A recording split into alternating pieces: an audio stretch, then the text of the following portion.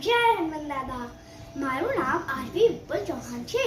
આજે હનુમાન જયંતિ છે એટલે આજે હું એક હનુમાનજીનો શ્લોક બોલીશ અને આગળ પણ હું ભગવાનના બારામાં વાર્તા, શ્લોક, અન્ય વસ્તુ બોલીશ. ચાલો શરૂઆત કરશું. મનોજવમ મારુતતુલ્ય વેગમ જીતેન્દ્રિય બુદ્ધિમતામ વરિષ્ઠમ વાતાત્મજં વાનરયોથ મુખ્યમ શ્રીરામદૂતમ શરણમ પ્રપદ્યે. આનો અર્થ મારી મમ્મી અત્યારે તમને લોકોને બોલશે.